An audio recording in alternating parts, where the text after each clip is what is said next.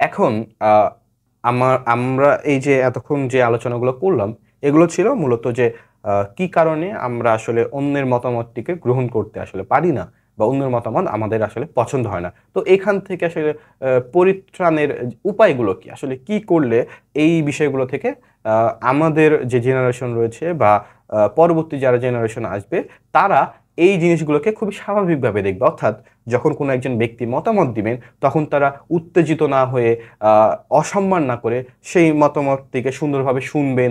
এরপরে সেটিকে বিভিন্নভাবে বিচার বিশ্লেষণ করবে, বিভিন্ন প্রেক্ষাপট থেকে চিন্তা ভাবনা করে তারা তখন মতামত দিবেন। তো এটা আসলে কি করলে হবে?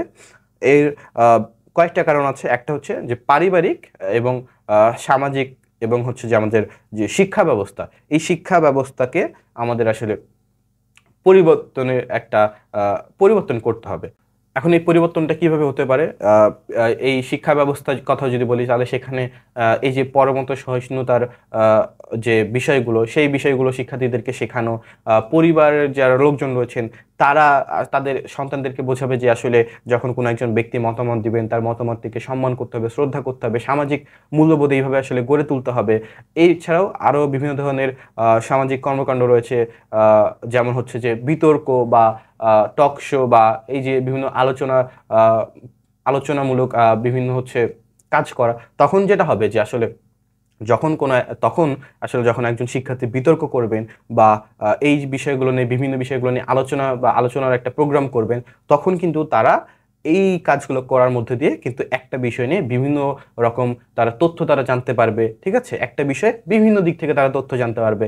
তারা নিজেদের মতো করে বিচার বিশ্লেষণ করা শিখবে, এবং বিভিন্নভাবে তারা আসলে বিভিন্ন দিক থেকে, বিভিন্ন প্রেক্ষাপট থেকে তারা ভাবতে শিখবে। এর ফলে যেটি হবে যে তখন কিন্তু তারা আর এই যে নিজের মতামত, নিজের যে বিশ্বাস, ছোটবেলা থেকে যে বিশ্বাসটি তারা করে আসছে, বা যে যেটাকে তারা আসলে আঁকড়ে ধরে রয়েছে, তারা কিন্তু সেটির মধ্যে আর সীমাবদ্ধ থাকবে না।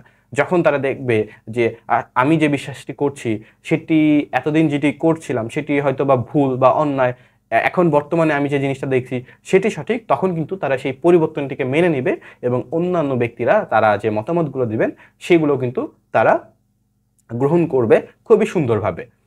এরপরে আরেকটা বিষয় হচ্ছে, সেটা হচ্ছে যে এই যে মিডিয়ার যে আসলে কথাটা বলছিলাম, তো এই যে মিডিয়াতে যে বিষয়টা, যে আসলে তারা যখন যেরকমভাবে চায় তখন সেরকমভাবে বিভিন্ন গ্রুপ বা বিভিন্ন গোষ্ঠী সম্পর্কে তারা নেতিবাচক হোক, বা সেটাকে যদি আসলে সেই গ্রুপটিকে যদি আসলে সমাজে গ্রহণযোগ্যতা বানাতে চায়, তাহলে ইতিবাচক বিভিন্ন চমকপ্রদ বিভিন্ন তথ্য দিয়ে আসলে তুলে ধরে। তো এই জায়গাটা আসলে মিডিয়াকে খুবই সতর্কভাবে কাজ করতে হবে। তারা এমন কোনো তথ্য আসলে সমাজের মধ্যে ছড়িয়ে দিবে না এককভাবে, বা যে এককভাবে, যে সেই গ্রুপটি সম্পর্কে মানুষের একটা ধারণা তৈরি হয়ে যায়।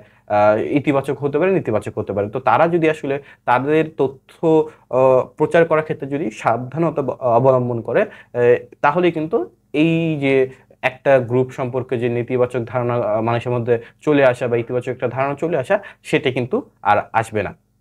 এবারে আমরা তো আলোচনা করলাম যে আসলে কেন হচ্ছে যে এই যে মতামত মানুষ পছন্দ করেন না আমাদের, বিশেষ করে বাংলাদেশের মানুষজন, এবং কি করলে এখান থেকে পরিত্রাণ পাওয়া যাবে, এগুলো নিয়ে।